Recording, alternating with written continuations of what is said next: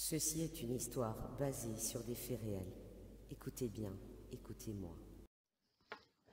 Bonsoir à tous, j'espère que vous allez bien. Alors, ce soir, une histoire fantastique de Morgane qui nous est arrivée à nous, parce que je vais voir avec certains amis pour vous raconter d'autres histoires fabuleuses vécues. Des gens évidemment en qui j'ai confiance, pas des gens qui se la racontent ou qui inventent des histoires basées sur d'autres histoires. C'est une histoire qui nous est arrivée à nous il y a 24 ou 25 ans à peu près. À l'époque, Dieu merci, nous n'avions pas encore d'enfants. On était en vacances dans la famille. Et donc, en fait, le truc, c'est que on occupait une maison pour que la maison soit occupée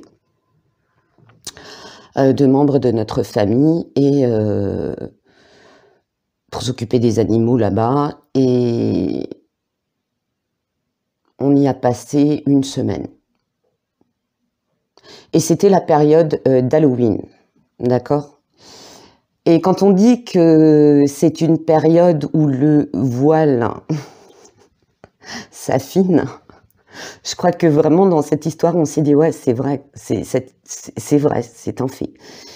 Et donc on était là-bas, tout se passe bien, premier jour, deuxième jour, troisième jour, j'avais emmené mon cheval parce que j'avais la possibilité d'héberger mon cheval là-bas. Et donc, je pars en promenade, je visite les lieux à cheval, parce que bon, il y avait vraiment de quoi faire, beaucoup de forêts. Moi, j'aime beaucoup les forêts, donc je me suis dit, allez hop, on va investiguer. Et mon cheval, qui d'habitude, à l'extérieur, il est plutôt calme, enfin, il a plutôt tendance à faire le clown quand il est en groupe, à encourager les autres en plein galop, à faire un peu de rodéo. Non, quand il est seul, il est tranquille. Et donc, je descends une grande pente pour m'engouffrer dans la forêt. Et ce qui se passe, c'est qu'à un moment donné, j'avais la sensation qu'il y avait quelque chose derrière moi. Au début, je me suis dit, bon, c'est un animal sauvage. Sauf que mon cheval, il commençait à, si vous voulez, bon, les cavaliers connaissent un peu le terme, c'est à baisser les fesses. À baisser les fesses, à relever l'encolure, à tirer les oreilles en arrière et à mettre la tête à droite, à gauche, comme s'il regardait quelque chose. Et moi, je me retournais, je regardais, je voyais rien. Et il commençait à accélérer le pas, alors qu'il n'y avait aucune raison. Et à un moment donné, le cheval tourne la tête, il baisse les fesses et il démarre. Et moi, je me dis, là, il y a quelque chose derrière moi. Et en fait, ce qui s'est passé, c'est que toutes les feuilles des arbres ont bougé. Et les feuilles au sol ont commencé à tournoyer comme s'il y avait un tourbillon, alors qu'il n'y avait pas de vent, je précise. Mon cheval détale sur 50 mètres, je récupère tout ce que je peux pour le ralentir et tout, et je voulais faire demi-tour pour voir ce qu'il y avait. Pas moyen de faire retourner le cheval en arrière, donc je me dis, bon, allez, c'est pas grave, j'avais déjà tracé, comme on avait des cartes, j'avais tracé mon itinéraire. Je rentre et un soir, mon mari regardait la télé, on avait mangé, je fais la vaisselle et à un moment donné, j'entends un hurlement de femme et de toute ma vie, même dans tous les films d'horreur que j'ai vus, de toutes les personnes qui ont eu peur d'un serpent, d'une araignée, de je sais pas quoi, je n'ai jamais de ma vie entendu un hurlement pareil. Je vous jure, de toute ma vie. C'est simple, j'étais en train de laver une assiette, j'ai lâché l'assiette dans l'évier, mais elle a pété. Et là, je me reprends et je dis à mon mari, qui gardait la chienne de la maison, je dis, c'était quoi ce cri, la chienne s'est blessée, il s'est passé quoi? Il dit, bah non, elle est en train de dormir dans le canapé à côté de moi. Et regardez la télé. Je me dis, ok, qu'est-ce que c'est que ce truc?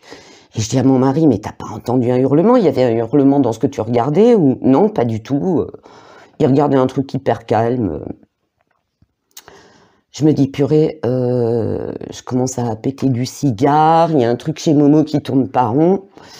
Moi, j'étais perturbée une partie de la soirée et Je regarde un premier film avec mon mari, il décide d'en regarder un deuxième, moi j'étais crevée. Et on avait nos chambres à l'étage. Et je monte à l'étage, je vais dans ma chambre, je me couche. J'étais somnolente, je commençais à m'endormir, à partir dans le sommeil. Donc un petit peu entre l'état je somnole, je me réveille, je me rendors, je me réveille à moitié. Et je sens, véridique, quelqu'un se coucher dans le lit et me prendre dans ses bras. Donc je sens le matelas qui s'enfonce, je sens comme il faisait déjà frais là où on était, j'étais couverte sous la couette, le couvre-lit et tout, et donc je sens une force me serrer contre elle. Et moi, de plus en plus endormie, je me dis, oh ben c'est mon mari qui se couche, qui me fait un câlin avant de dormir. La nuit se passe, on se réveille le matin. De la buée aux fenêtres, un froid dans la pièce, mais inimaginable. Franchement, c'était une chambre froide. Mon mari se réveille, je lui dis, écoute, je crois que le chauffage est en panne. Parce qu'effectivement, on avait vérifié les radiateurs, tout était froid. Donc, froid glacial dans toute la maison. Il essaye de redémarrer le chauffage en contactant les propriétaires de la maison. On essaye, on n'y arrive pas, on appelle un chauffagiste qui ne peut pas venir avant le lendemain. Bref, on le fait avec. Et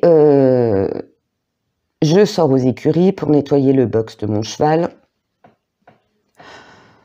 Parce qu'on avait acheté à l'époque, comme on a dans la famille un élevage de chevaux, enfin on avait plutôt, j'avais emmené des sacs de céréales et je voulais utiliser l'aplatisseur à grains.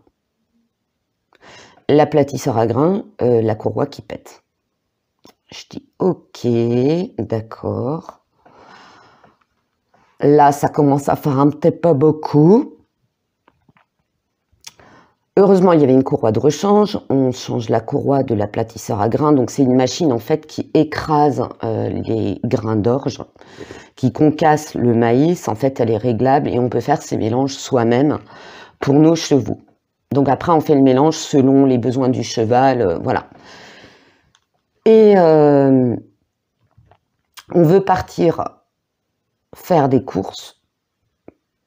Et à l'époque, on avait un 4x4 puisqu'on avait un van. Alors souvent, les gens critiquent le fait qu'on ait des 4x4. Mais quand on a un van, à part certains gros breaks bien costauds, l'avantage d'un bon 4x4, c'est qu'il a une stabilité. Parce que vous avez quand même un cheval dans un van qui est assez léger. Donc nous, à l'époque, on avait un 4x4. Quand les chevaux ont été à la retraite, on a trouvé d'autres moyens de transport en cas d'urgence. Donc on a tout vendu. Et puis voilà, parce qu'on n'avait pas les besoins. Ça coûte cher. Donc voilà, ça c'est la petite parenthèse. Et plus possible de démarrer le 4x4. Là, je me dis, non mais il y a un truc. Je commence à en parler à mon mari, je dis bon, s'énerve pas, on va appeler un copain qui était pas loin, on lui explique le problème, en plus il est mécano.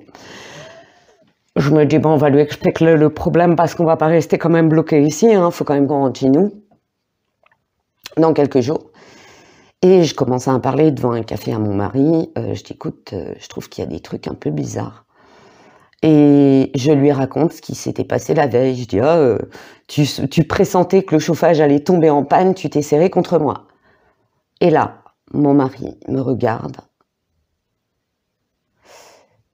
d'un air étrange et il me dit, je suis rentrée dans la chambre, tu dormais bien, donc j'ai pas voulu te réveiller, je suis rentrée tout doucement dans le lit et je ne t'ai jamais pris dans mes bras. J'ai beau être médium, j'ai beau accepter tout, mais sur le coup, tu te dis non, non, non, non, non, non, non, là, faut arrêter, non, là, c'est trop.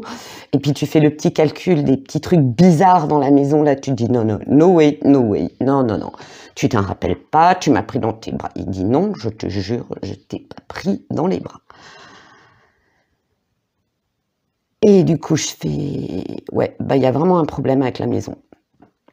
De toute façon, c'est notre lot. Et je crois qu'il n'y a pas un médium dans la YouTube sphère, dans la vie IRL, qui n'a pas vécu une expérience, au moins une dans sa vie. Genre, what the fuck. Il y en a, je pense qu'il n'y en a pas un, c'est pas possible.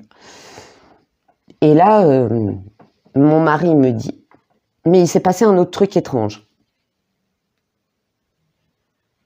Mon mari me dit, en montant les escaliers, j'entendais comme si quelqu'un montait l'escalier en bois, donc vous savez, les vieux escaliers en bois des bonnes vieilles maisons, où t'entends bien les pas, où t'entends bien le bois grincer. Il entend quelqu'un derrière lui, mais en plus, une voix très grave, parler dans une langue qu'il n'a été incapable de reconnaître. Donc, on a écouté, on a demandé, est-ce qu'il y avait un patois, est-ce que truc... Nada. Là, on se dit, ouais, non, là, ça devient chaud. On a des amis qui étaient dans la région, qui étaient passés nous voir, qu'on avait invités pour le dîner. On passe la soirée avec eux. Ils sont partis relativement tard, je crois qu'il était un peu plus de minuit. Et on les voit partir, on les raccompagne jusqu'aux voitures. On les voit partir. Moi, je décide encore de sortir le chien. Et là, dans la forêt en contrebas, j'entends une corne de brume. Mais vraiment un truc comme dans les films. Mon mari fumait sa cigarette à l'extérieur, pas loin de moi. Je lui dis, est-ce que tu as entendu? Il dit, ouais, j'ai entendu. Là, pareil, on se dit, il n'y a pas de chasse de nuit, il n'y a pas de marche. On s'est renseigné, hein, on s'est vraiment renseigné. Bon, on n'a pas dit aux gens, écoutez, on a entendu une corne de brume dans la forêt, est-ce que c'est normal? Est-ce que... Non, rien, nada. Ok, on se dit, là, il y a des trucs bizarres. Et entre-temps, il y avait des petits trucs. La machine à laver qui s'arrête toute seule, la télé qui change de programme toute seule. Genre, à un moment donné, mon mari me dit « Mais pourquoi t'as changé la chaîne? Ça te plaisait pas ?» Je dis « Mais non, j'ai pas touché la télé. » Et là, on a dit « Il y a un gros problème avec cette maison. » Mais si vous voulez, il nous arrivait jamais rien de vraiment malveillant. On n'a pas été attaqué, il n'y a rien eu vraiment de grave. Parce que j'ai vécu d'autres expériences où là, tu disais, c'est chaud patate. Et donc, je contacte une de mes très très vieilles amies. Je lui dis, je l'appelle, je lui dis, écoute, voilà, il se passe ça, ça et ça. Moi, j'ose pas faire de contact dans cette maison parce que je sais pas ce qui se passe. Je ne sens pas la chose vraiment agressive, mais on dirait qu'elle veut pas qu'on parte ou elle veut nous faire passer un message. Est-ce que toi, tu peux voir? Donc, par email, je lui envoie des photos, je lui explique un petit peu, blabla. Et elle m'appelle, genre 4 heures plus tard, elle me dit, écoute, il y a une âme errante. C'est un jeune homme. Donc, on est 16-17 ans, comme ça, qui avait perdu ses parents, qui avait un handicap physique, qui le fait qu'il ait perdu ses parents, il a été littéralement mis à l'abandon par le reste du village, ce qui nous a choqués. Apparemment, le village, l'ancien, donc on a estimé cet événement à peu près 2 siècles et demi, 3 siècles. Et il y avait un ancien village, ça on a retrouvé par contre aussi des traces, et il y a en France beaucoup de villages ceux qui sont là aujourd'hui, autrefois, ils étaient genre 1 kilomètre plus loin ou 500 mètres plus loin, à cause de guerre, à cause d'abandon, surtout à cause de la peste. Et donc, ce garçon ne présentait pas de menace. Moi, je ne le sentais pas, elle non plus ne le sentait pas menaçant. Mais on a décidé de faire quelque chose pour l'aider à partir avec des prières, des cierges. J'avais récupéré des cierges. J'en avais racheté, j'avais contacté le curé de l'église là-bas et je lui avais demandé si je pouvais acheter des cierges. Donc il me les a bénis, on a fait quelque chose et la présence est partie.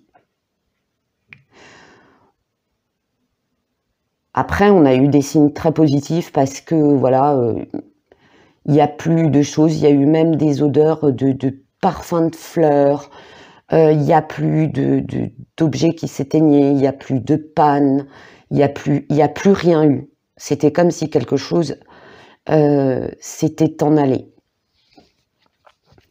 Et donc on était soulagés, quoi. Franchement, c'était un moment émouvant parce que moi je me suis mise seule dans la pièce où je sentais le plus sa présence. Bon, après comme dit, j'ai essayé de le capter, les endroits et tout, et on a recherché. Apparemment, il y avait une maison isolée à l'emplacement de la maison où on était. On s'est renseigné plus tard, effectivement, ils avaient trouvé des très vieilles fondations. Donc c'était une maison isolée, loin du village, enfin loin, on s'entend, pas directement dans l'ancien village, il n'y avait pas de traces d'ancien village là où était cette maison actuellement, mais il y avait cette maison isolée. Des messages que j'ai reçus, ce jeune homme a vécu vraiment comme un ermite. Il est mort relativement jeune, malheureusement. On s'est demandé, alors après, on a un petit peu investigué les quelques jours qui nous restaient. Il y avait une petite montagne, pas loin, à peu près à 1 kilomètre, mais visible de là où on était, qui autrefois était appelée la montagne des morts, et où il y aurait eu des catastrophes, les gens ils savent pas trop. Mais voilà, elle s'appelait anciennement la montagne des morts. Charmant. On n'a pas eu le temps d'aller là-bas, ni de faire des recherches pour savoir ce qui s'était passé. On a effleuré le sujet plus tard avec les personnes qui vivaient dans la maison. Mais vraiment effleuré en douceur, hein, parce que tu vas pas dire « Ouais, c'était génial le séjour, alors j'ai gardé tes animaux. Il s'est passé ci, il s'est passé ça, mais t'inquiète pas, on a fait ce qu'il fallait. » Il y a des choses où, entre les gens qui y croient, entre médiums, on arrive aisément à se raconter des choses. Avec les gens qui semblent pas trop y croire, pour moi, personnellement, c'est un peu plus difficile. Parce que les gens peuvent très mal le prendre. Comme on avait vu qu'il ne se passait plus rien, on s'est dit, il n'y a pas danger. On a ressenti que cette âme était partie. C'est vrai que les gens avaient remarqué qu'il y avait des petites bricoles où ils disaient oui, on ne comprend pas parce qu'on a fait rénover l'électricité, tout est aux normes, machin, patin couffin. Mais bon, pour eux, ils ne faisaient pas plus attention que ça. Par contre, à un moment donné, une des personnes a dit « Je pense que mes ancêtres sont avec moi ». Donc on a un petit peu questionné, mais voilà. Il n'y avait pas de lien pour nous avec cette pauvre âme qui essayait de se manifester. C'était une expérience, franchement, pourtant j'en ai vécu, mais celle-là, elle m'a marquée. C'était surtout le hurlement que j'ai entendu. Franchement, ça m'a traversé, le bruit que j'ai entendu intérieurement, il m'a traversé le corps. C'était horrible. Le coup des pannes successives, ça va 5 minutes, mais bon, à un moment donné, voilà, c'était surtout par rapport... Le déclencheur, c'était surtout que le même soir, moi, je me couche, quelqu'un me prend dans ses bras. Mon mari monte l'escalier, il entend l'escalier grincer, il entend parler une langue qu'on est incapable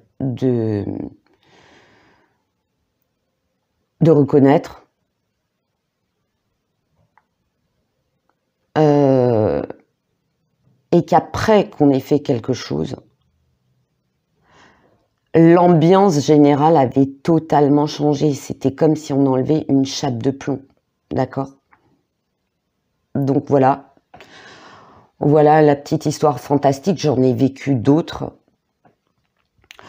Mais je pense que c'est celle qui, dans le top 5, m'a franchement le plus marqué. Mais vraiment le plus marqué. Quand je dis j'étais contente de ne pas avoir eu d'enfant avec moi, c'est que déjà, tu es dans une maison, tu prends tes repères, tu connais pas trop, et t'arrive des trucs bizarres. Logiquement, tu flippes pour tes enfants. C'est un instinct de protection. Là, tu te méfies, quoi. On en a vécu des pires. Des très très costauds. Je vous en raconterai une, mais je vais demander d'abord l'accord à la personne de la raconter. Une qui était franchement, elle était hardcore. Et celle-là, elle a par contre fait beaucoup de casse. Voilà, donc quand il se passe des choses étranges à répétition dans une maison, quand vous êtes sûr que, voilà, s'il n'y a pas des phénomènes liés à la géobiologie, que vous n'avez pas un problème électrique, parce que nous, c'est la première chose qu'on a cherché à comprendre. Parce que moi, je veux bien être médium, mais j'ai aussi ma partie cartésienne, d'accord? On va pas tout de suite dire, ouais, c'est des esprits, machin et tout. Mais là, c'était un peu too much, quoi. Quand il vous arrive des choses comme ça, un petit peu étranges, et que ça devient gênant pour vous, parce qu'il y a beaucoup de gens... moi, j'ai des membres de ma famille, il y a des esprits qui vivent avec eux dans la maison, ben, ils vivent en total accord, ça se passe bien, ils savent juste qu'ils sont là, ils s'embêtent pas, bon, de temps en temps, tu as des petits signes, mais rien de dérangeant, quoi. Ils foutent pas le dawa avec ta télé, avec tes appareils électriques et tout. Ils sont cool. Juste, de temps en temps, ils se manifestent d'une façon ou d'une autre. Quand il se passe des trucs aussi, c'est parfois, comme dans ce cas-là, une sorte d'appel au secours. Maintenant, je pense que cette âme a été peut-être plus...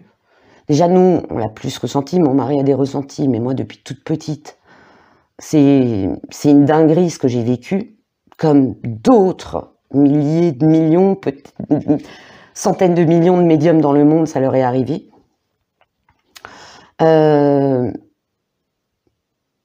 Parfois, c'est un appel au secours, et les âmes, parce qu'elles savent qu'on a plus de ressenti, vont se dire ah bah lui va pouvoir m'aider, ou elle va pouvoir m'aider, ou eux vont pouvoir m'aider à partir, d'accord? Donc voilà, je sais qu'il y en a qui vont écouter cette histoire, qui vont encore avoir plein de frissons, je le sais. C'est pas pour vous faire peur, d'accord? Je pense même que les histoires un petit peu hardcore, je vais sauter certains extraits pour pas que les gens... Parce qu'on a une forme de responsabilité par rapport à ce qu'on raconte. À part les gens qui adorent se faire peur, moi j'adore pas spécialement me faire peur. J'ai déjà vécu assez de trucs strange.